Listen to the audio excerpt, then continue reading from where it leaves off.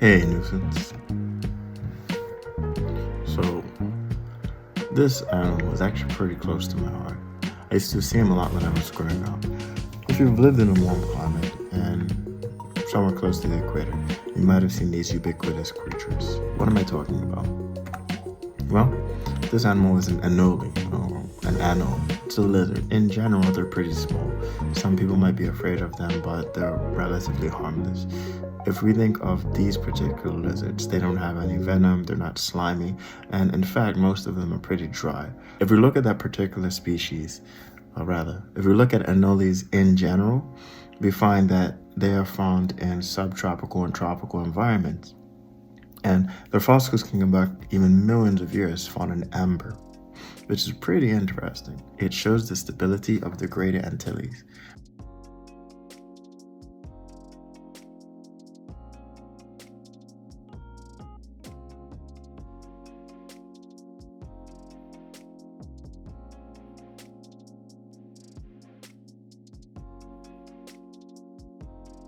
Antilles, they're dispersed amongst the Antilles, particularly the Greater Antilles, as well as Central America and also parts of southern USA, and also in various Pacific islands, which makes sense. It's a nice place to be. And if you're a cold-blooded creature who relies on the sun and the environment to get your heat, well, why not stay on the beach? You know what I mean? But to go a little further back, to show the stability of these particular countries, if we look at the Caribbean and the Great Antilles, there must have been trees and plants, a sustainable environment in order to support life in an ecosystem. Now, if we think about those islands, there may have been a tectonic plate. As the tectonic plate moved, you had the establishment of islands because of volcanic activity. As that particular chain of islands moves around in a curve, you have more and more volcanic activity continues to occur, actually establishing islands. But just because you have an island doesn't mean you have plants or an ecosystem.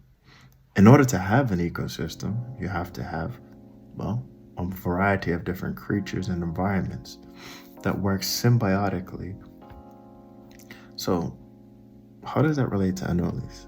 Well, the fact that they existed between 15 and 20 million years, or fossils were found of them in amber, shows that there must have been an ecosystem that they could survive on. So they had to have food, water, and shelter. But the interesting thing about anoles in general is that although they're typically seen as an arboreal species, meaning they're a creature that lives in plants or a plant-like environment, we see that different species there are different species that live in different parts of the tree. Different species that live in different parts of the tree. So some anoles live in shrubs, some live closer to the ground, and some live in the canopy. Depending on where they live, they may have different adaptations for these environments. Now, like I said, when I was growing up as a little kid, we actually used to catch these, try to make them pets and stuff like that.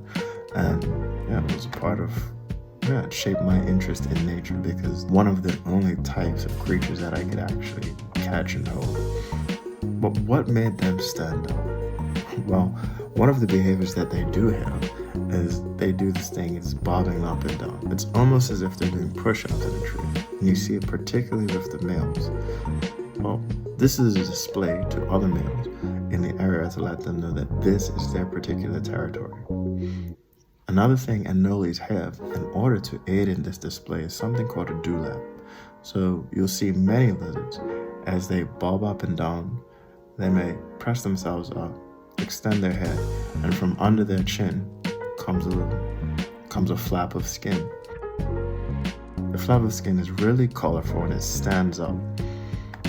But why does it stand out? Well, it also has the best potential for any female that wants to mate with them.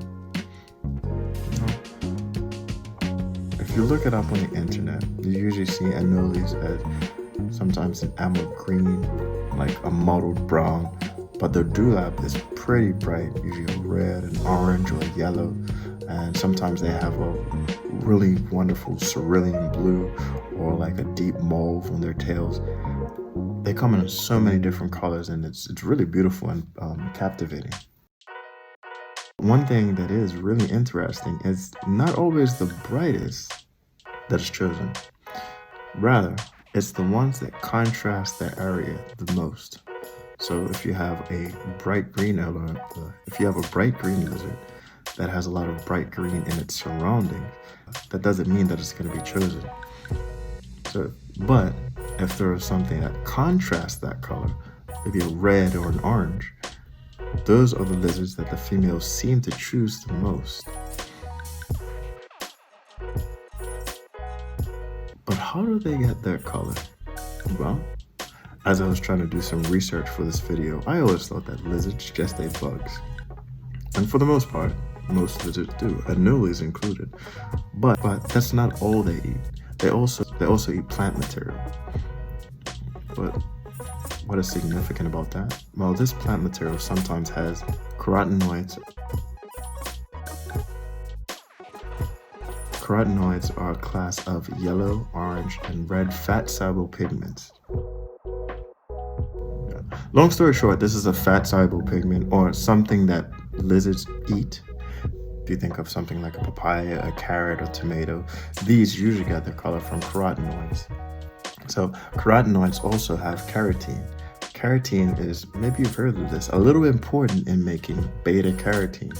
So basically, these lizards are eating plant material in order to get the carotenoid so that they can use them in their display structures, like their dewlap.